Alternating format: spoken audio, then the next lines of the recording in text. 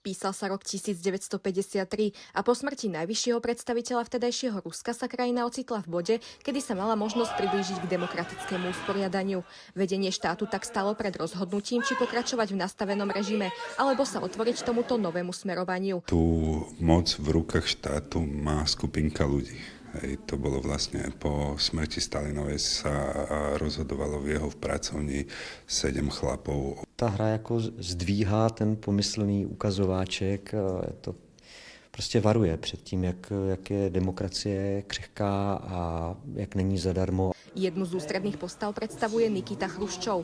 Inscenácia ho zachytáva v momente, kedy sa z pozície menej výrazného funkcionára stáva hlavným aktérom mocenských zmien. No a zasloužil se teda o to, že jako padnul Stalinův kult, ale nicméně jako toho Stalina nahradil něčím hodně podobným.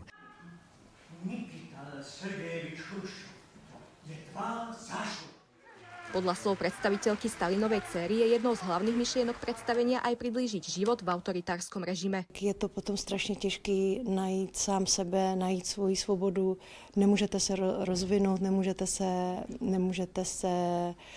nemůžete roztáhnout křídla, abyste vlastně pochopil, kdo jste. Dej inscenácie s podnázvom Groteska z Kremla sa drží historických faktov a tie doplňa o humorné prvky. Podľa režiséra sa stala táto téma aktuálnejšou po anexii Krymu a s následným začiatkom vojny na Ukrajine, kedy s ďalšími tvorcami hľadal témy, ktoré popisujú politické procesy v Rusku a fungovanie moci priamo v Kremli. Ja si myslím, že proti tomu marazmu treba bojovať aj humorom, nielen citom, a ten humor nám asi všetkým pomohol v tom čase, keď sme súcitili vlastne so všetkými tými ľuďmi, ktorí museli žiť v prostredí, kde neustále dopadajú nejaké drony a rozbijajú rodiny. Príbeh Stratili sme Stalina je pôvodne francúzsky komiksový román, z ktorého v roku 2017 vychádzal aj rovnomenný film. Z toho filmu my sme vlastne zobrali ten televízny scenár a prepísali sme ho na divadlo.